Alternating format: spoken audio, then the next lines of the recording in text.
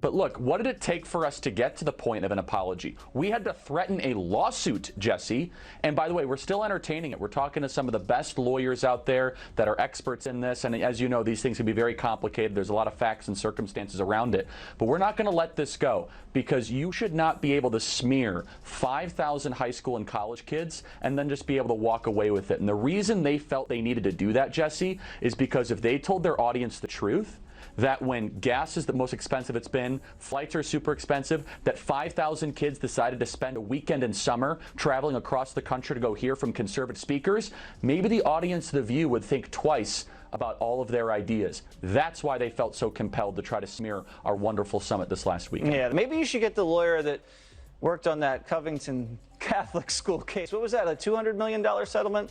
I think, Charlie, you could use the money, and your students definitely. Charlie Kirk just slammed The View with a $100 million lawsuit. Before anyone could react, Megyn Kelly stormed in with savage commentary and zero chill. This isn't just a lawsuit. It's a full-on meltdown to Megyn's words?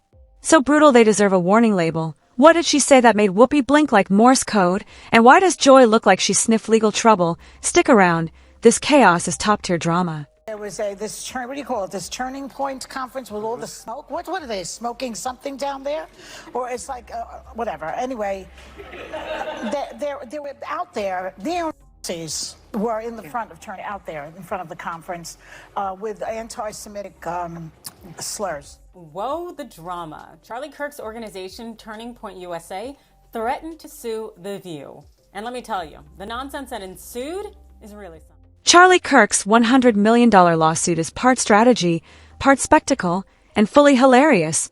Because nothing says hurt feelings like 9 zeros and a lawyer on speed dial that it's the legal version of yelling, "I'm being silenced," through a megaphone while live streaming to millions. But the real drama, it's not in the lawsuit, it's everything around it. Kirk took issue with this depiction of his organization.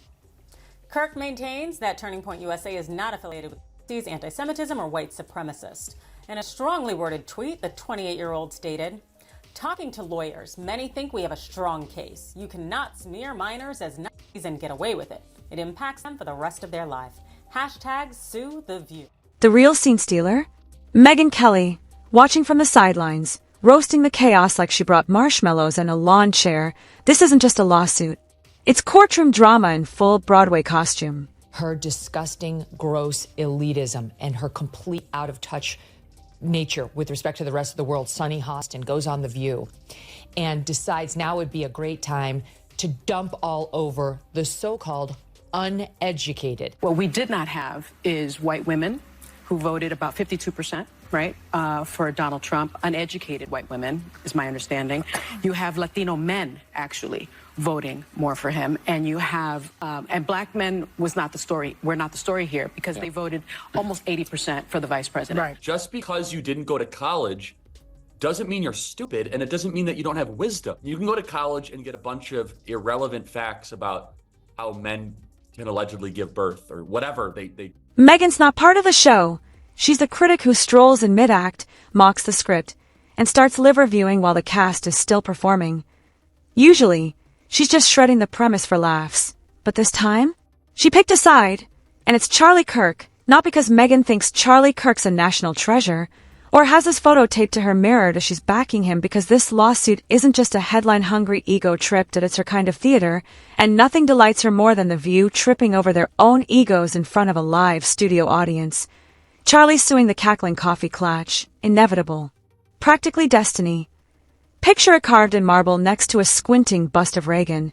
This is a man who probably keeps the First Amendment framed on his nightstand and stares at it like it just winked at him, that it's not just his bedtime story, it's his personality. So when The View throws their usual snark his way, he doesn't shrug like a normal adult. He fires up the legal team before his morning protein shake. Press release drafted. Lawsuit locked. Courtroom ready. That hot mess that they air in the mornings, called The View, had to issue not one, not two, not three, but 4 corrections, legal corrections, 4 legal notes. You let them in. President, open your You mouth. let them in and you knew what they were. Right. So you are complicit. Welcome back. You know, in Monday's conversation about Turning Point USA, I put the young people at the conference in the same category as the protesters outside. And I don't like it when people make assumptions about me. And it's not any better when I make assumptions about other people, which I did. So, my bad. I'm sorry. Okay. So, Not to mention what they did at that debate, where once again, they tried to fact check only one side. And then when their fact checks got fact checked, they cowered. They cowered in fear. I mean, this is a pattern. It's about spectacle, turning daytime snark into a primetime lawsuit, standing center stage, wagging a finger and shouting defamation like it's the new catchphrase. And Charlie Kirk? He lives for this, that he's not chasing peace. He's crafting his next cable news highlight reel. And who better to narrate this legal circus than Megyn Kelly? Only this time, she's not in the mezzanine sipping Chardonnay like a retired gladiator does she center ring, popcorn in one hand, legal docs in the other, backing Kirk like the ringleader of this $100 million legal spectacle. Every insult? A monologue? Every court filing? A performance that if this were Broadway, Megyn would already be eyeing a Tony. Meanwhile, the media clutches their pearls and gasps into their New York Times subscriptions, fretting over First Amendment ethics and the dignity of daytime TV. But Megyn, she throws on aviators like it's Top Gun, legal edition, and declares, finally, a defamation suit with style. Charlie Kirk's the founder and CEO of Turning Point USA and the author of the new book, The College Scam. So, Charlie, do you accept the View's apology? I mean, regardless of whether or not I accept it, the question is, do our students accept it? That's really what's at heart here. They went after our 5,000 students at our event there of high school and college kids. And look, I get attacked all the time. People say false things. I'm a public figure. But when you go after 16 and 17-year-olds that travel from across the country that then have to live for the rest of their life with a shadow over them because someone at ABC says that they might be linked to neo-Nazis, Megyn and Charlie operate at high altitude, stealth bombers of sarcasm, dropping precision mockery from 30,000 feet without ever circling back. And The View, they can't clap back. They're too busy doing emotional yoga to recover from the legal wrecking ball that just shattered their glass coffee table and knocked over Whoopi's Tita. Let's be real. Charlie didn't sue a newspaper. He didn't threaten a Reddit mod in their mom's garage. He went after The View, the midday volcano of estrogen-fueled gladiator combat, broken up only by awkward jokes and sponsored segments that if you wanted to weaponize clashing egos, toss in some unresolved drama, a few brand deals, and top it off with smug moral superiority, you get the circus. And now it's in court. Donald Trump will be sworn in as the 47th president of the United States, yay, on January 20th of this month. Not everyone's happy about it, and many people would like us to be more focused on the insurrection that he personally unleashed. If you ask them, as we discussed earlier, they think it's as bad as like the Holocaust, and you don't have to take my word for it. Here is Sunny Hostin of January The View 6th was an atrocity. It was one of the worst moments in American history.